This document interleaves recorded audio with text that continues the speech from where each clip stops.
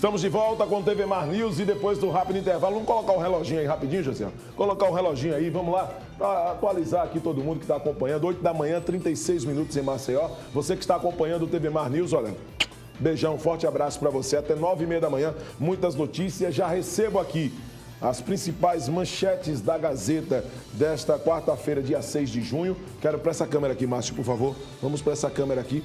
A Gazeta de hoje traz como destaque: guarnição do BPTran envolvida em confusão é afastada das ruas. Está aqui, ó, entre os destaques no caderno Cidades da Gazeta de hoje, que você encontra nos semáforos, nas bancas. Faça a sua assinatura, receba em casa esse amplo conteúdo. Está aqui, ó, guarnição do BPTran envolvida em confusão é afastada das ruas. Conselho de Segurança e Corregedoria da PM vão investigar a ocorrência. Ontem o Mauro já trouxe detalhes a respeito desta situação. Para cá, Josiel. Para cá, Josiel. Para cá. Isso, essa câmera aqui, né? O Mauro Vedequim trouxe imagens, isso ainda vai gerar muitos assuntos. E entre esses assuntos que serão gerados, nós vamos trazer nesta sequência do TV Mar News. Já tem o Fernando Palmeira, ao lado do presidente do Conselho de Segurança. E vai trazer detalhes a respeito desses novos fatos, elementos que colocam uma condição de vulnerabilidade, não só para a sociedade, de incerteza também, quanto ao futuro dos militares, dos membros do batalhão de trânsito que estavam fazendo ronda naquele local, naquele dia, que foi considerado um dia fatídico para as pessoas que passavam junto ao Fórum do Barro Duro. Fernando Palmeira, grande abraço para você. Ele está ao lado do repórter cinematográfico Chico Nogueira, não é isso? Um abraço para você, Fernando Palmeira, ótimo dia.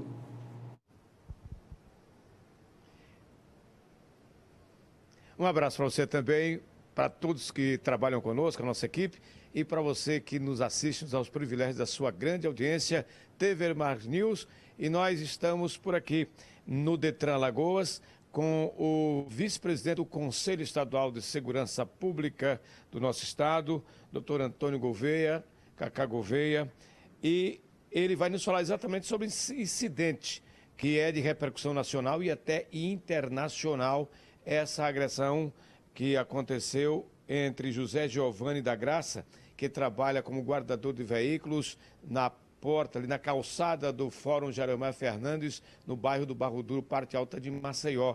Houve um incidente, discussão entre ali agentes do BPTran e aí um disparo que atingiu o José Giovanni da Graça.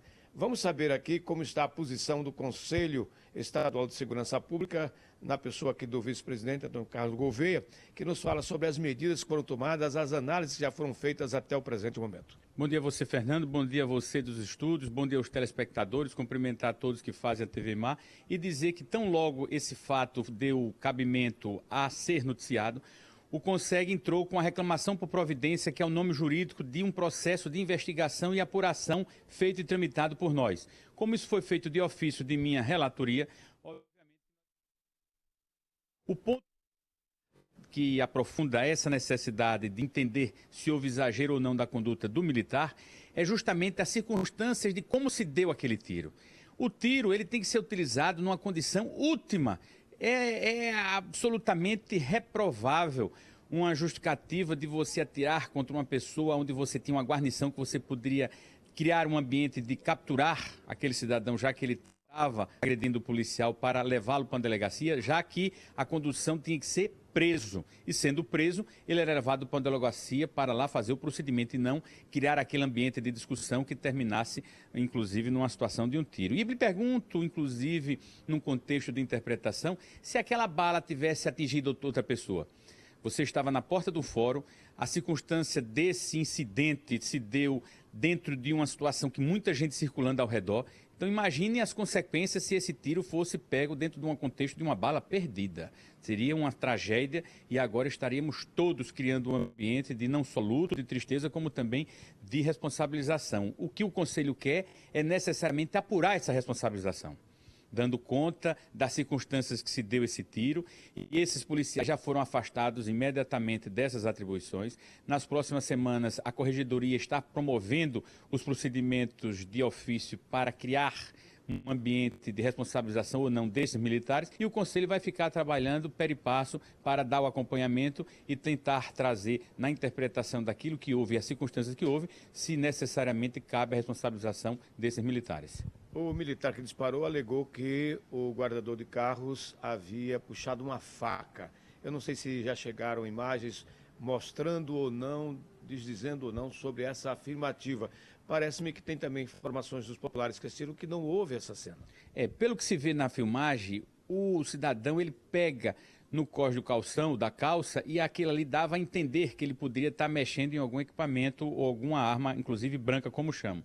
A possibilidade é perto do zero, uma vez que se fosse uma arma, ainda assim uma arma branca, você teria 3 policiais militares ou 2 naquele ambiente que você poderia imobilizar aquele cidadão.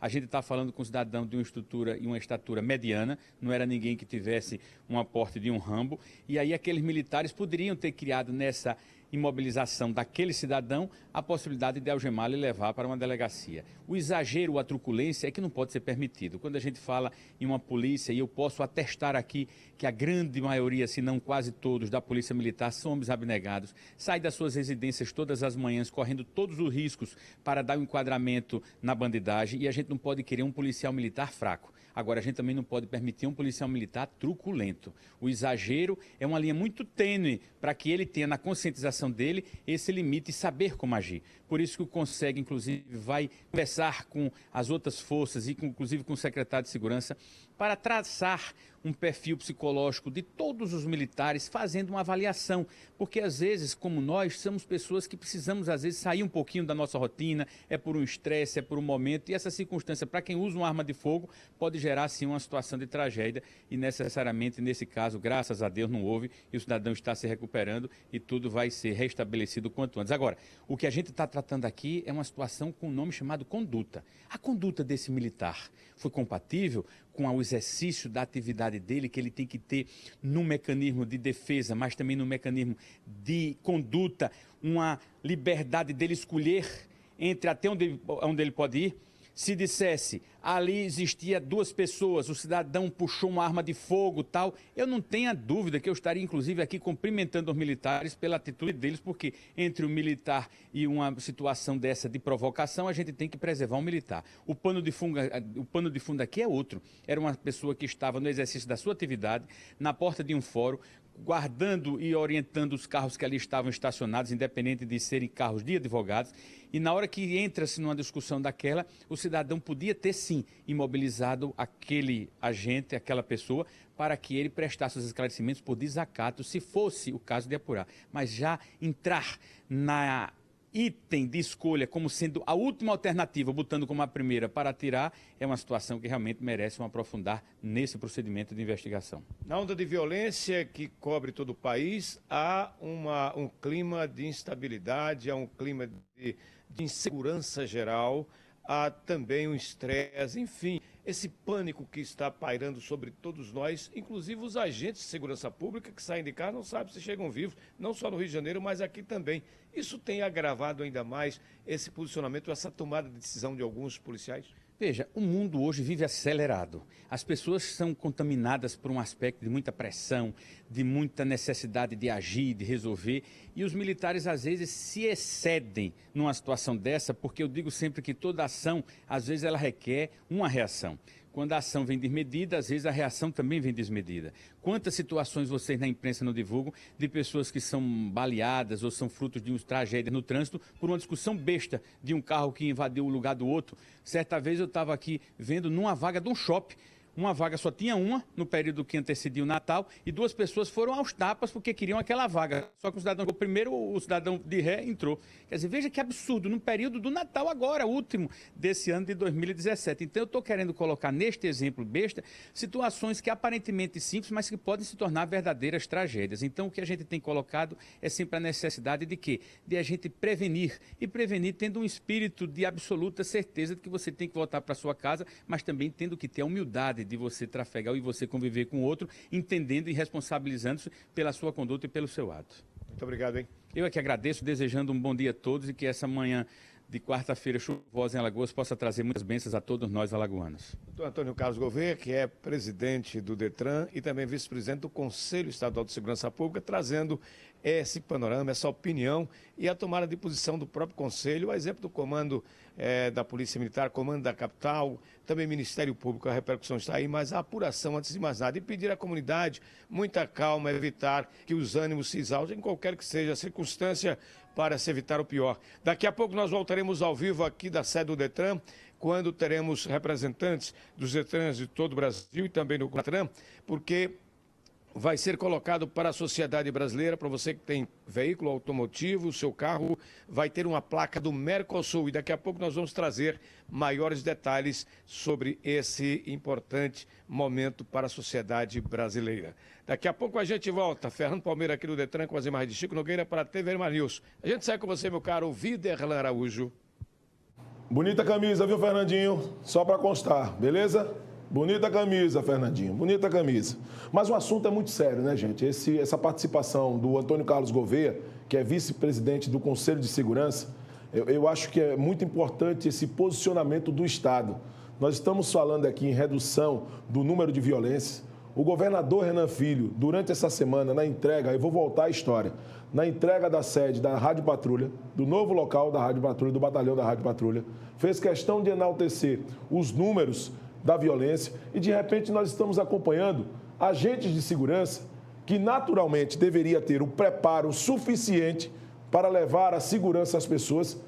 Essa imagem, para mim, ficou clara. Não sou perito, não tenho curso a respeito desse assunto, mas aí pesou a prepotência do policial militar ao ser empurrado. Ele se sentiu ofendido e agiu dessa forma, não tem para onde. O cara está com a arma em punho por uma questão de segurança, é um procedimento normal da polícia. O que não pode, você vai ver esse empurrão aí, a esposa do rapaz ali tentando apartar, esse empurrão aí foi o suficiente. Aí o cara se sentiu ofendido, desmoralizado, mas não justifica uma ação como essa. Nada justifica uma ação como essa. Então eu espero que a sociedade possa tomar conhecimento dessa verdade do que vai ser investigado. Se for para servir de exemplo e que esse militar venha a perder a farda por essa atitude, não vai ser nenhum exagero, porque nós precisamos ter segurança nas ruas e agentes de segurança preparados para levar a segurança para a sociedade. Como nós vamos falar de aproximação de uma sociedade, dos agentes de segurança, se existe esse receio de uma falta de preparo para quem manuseia uma arma de fogo. Então eu espero que o Conselho de Segurança faça esse trabalho. Ontem nós já levantamos esse tema, continuo com o posicionamento inicial, acho que teve excessos das duas partes, mas o pior, que é o injustificável, é quando um agente de segurança saca uma arma e atira no cidadão. Eu acho que isso não tem nenhuma justificativa. Vamos falar de coisa boa. Temos que falar de coisa boa aqui também no TV Mar News. Tenho o prazer de conversar agora com meu amigo Mauro Wedequim. Primeiro dia do Congresso Internacional Cidades Lixo Zero. Foi um sucesso. Durante o evento, o Mauro também teve a oportunidade de se envolver, né, nessa linha de troca de conhecimentos com representantes de diversas cidades do mundo inteiro, apresentando casos de sucesso de metodologia de lixo zero. Mauro Wedequim, um abraço para você, está conosco via Skype, nosso apresentador do TV Mar News. Como é que está aí Brasília, Mauro Wedequim, nesse congresso e como é que foi? Faz um balanço do primeiro dia, Mauro. Bom dia. Tudo bem aí, eu cheguei a Brasília ontem à noite, houve um atraso no voo, mas a TV Mar, mais uma vez, como eu disse aí no nosso grupo, escreve um capítulo na história do jornalismo alagoano, já que é a única emissora de TV presente aqui a esse Congresso Internacional de Cidades Lixo Zero é a TV Mar. Eu acho que esse nome é tão bonito, né, Viderlan? Acho que o TV Mar tem tudo a ver com a sustentabilidade do nosso planeta. O jornalismo ambiental é e sempre será pauta nos nossos jornais, nossa equipe. Esse apreço. Esse Congresso Internacional tem algumas milícias bem sucedidas. É isso aí.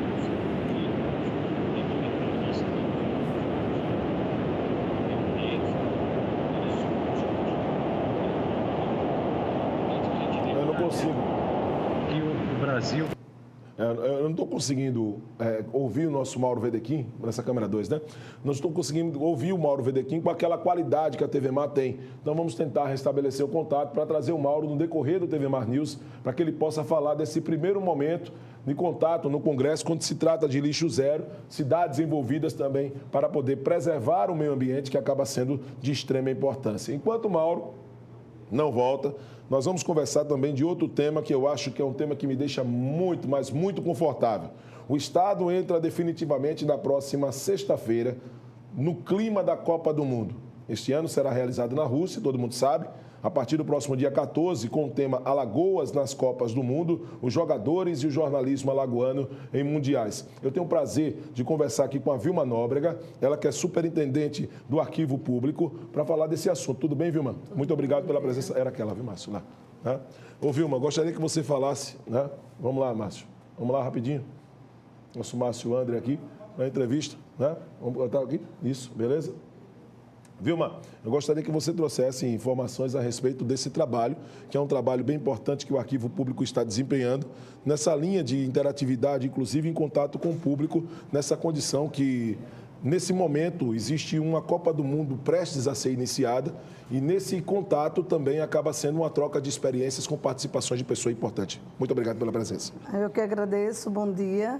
É uma grata satisfação estar aqui divulgando o nosso projeto Chá de Memória, que é uma ação que vem acontecendo desde outubro de 2016 e a proposta primordial é abrir as portas do Arquivo Público para a sociedade alagoana. Então, o arquivo, para quem não conhece, é o órgão guardião do acervo, do maior acervo histórico e administrativo do estado de Alagoas. Certo. Então, ele são 56 anos que ele foi fundado, funciona lá no Palacete Barão do Jaraguá e essa memória precisa ser acessada pela sociedade alagoana. Certo. Então, existe um programa que é Educação Patrimonial, que já existe desde a década de 50 na França, em países da Europa, e o Brasil só veio desenvolver esse programa a partir da década de 80.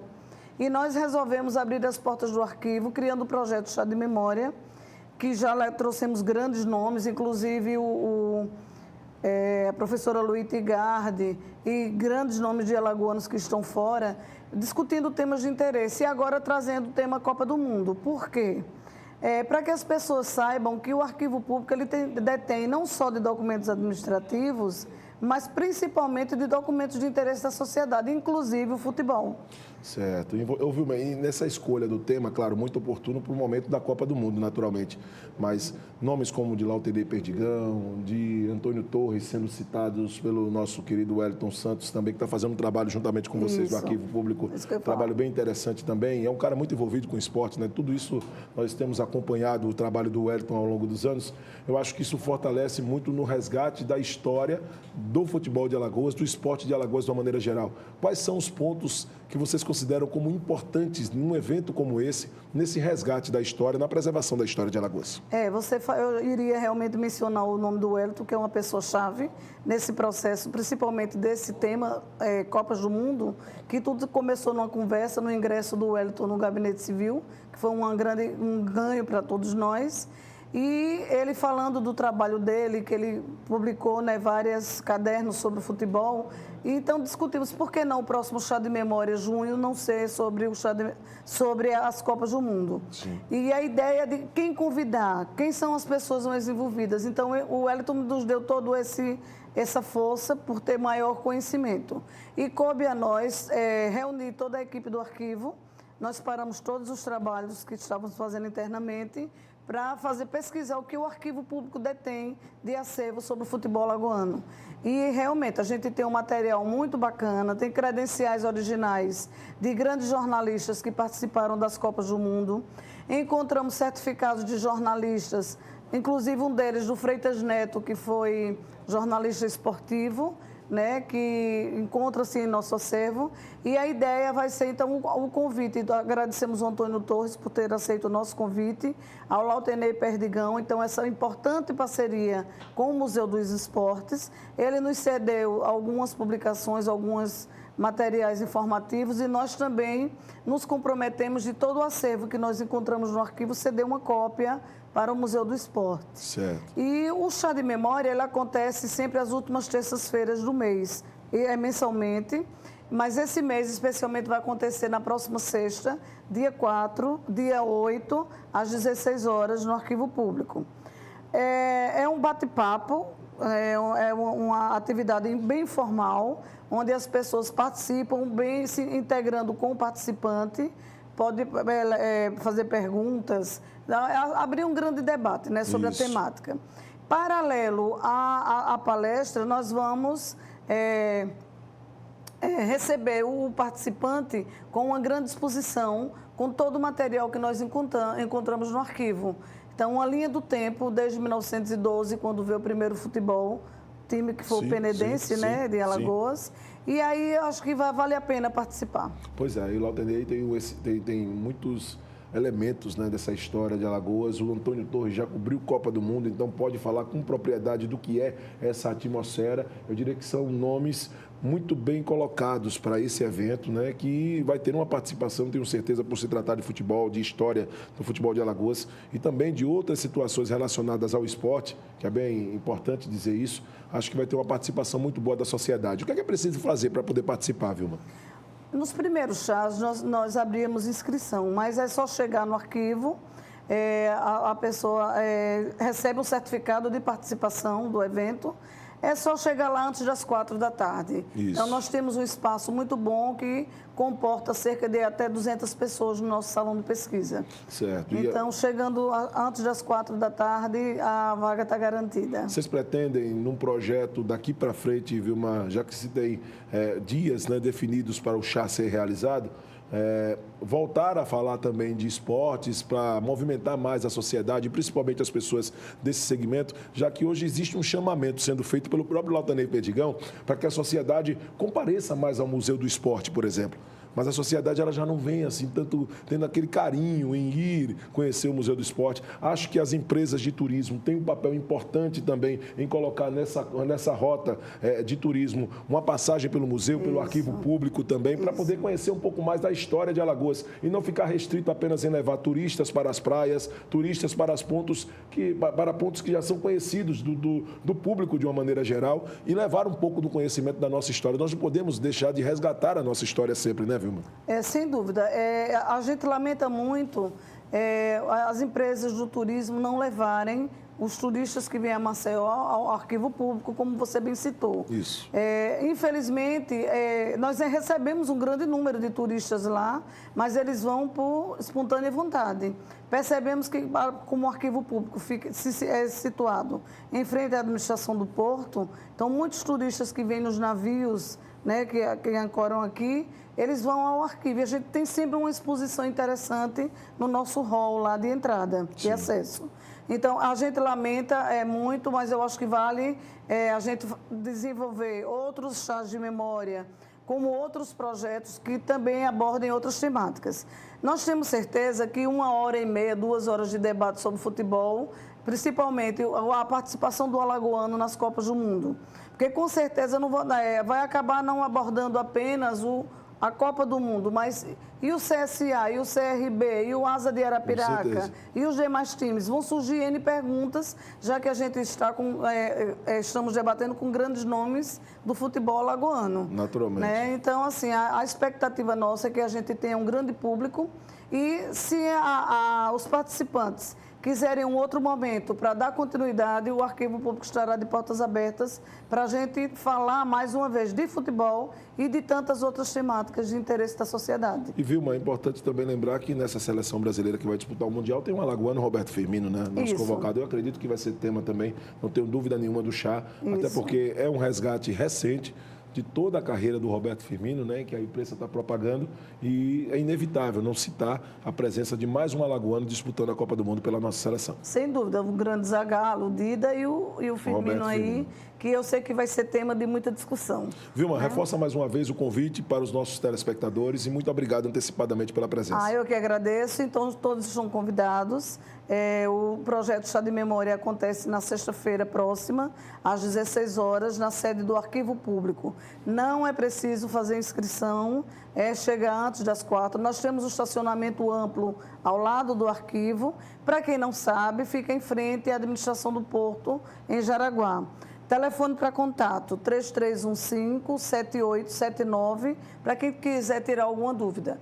E vamos lá torcer pela nossa seleção brasileira e vale a pena discutir essa temática, e são grandes nomes e é uma oportunidade única, né? A gente não pode perder. Pois é, conversamos com a Vilma Nóbrega, tenho o prazer aqui de receber a Vilma Nóbrega, meu amigo Wellington Santos também na assessoria, superintendente do Arquivo Público, para falar do chá de memória, que vai tratar de Copa do Mundo, né? Lembrando, só para reforçar, né? Dia 14 de junho começa a Copa e, naturalmente, existe um trabalho sendo realizado pelo governo do Estado, o pessoal do Arquivo Público também, com a presença do meu amigo Antônio Torres, companheiro de equipe, né, no Timaço da Gazeta, o meu amigo Lautenei Perdigão também, personagens do esporte em Alagoas, para tratar de uma maneira bem mais aprofundada dessa atmosfera que envolve a Copa e, naturalmente, em outros esportes. Nós vamos a um rápido intervalo agora. Na volta, Mauro Vedequim, direto de Brasília, estará conosco para trazer detalhes desse congresso em que só a TV Mar Canal 25 acompanha.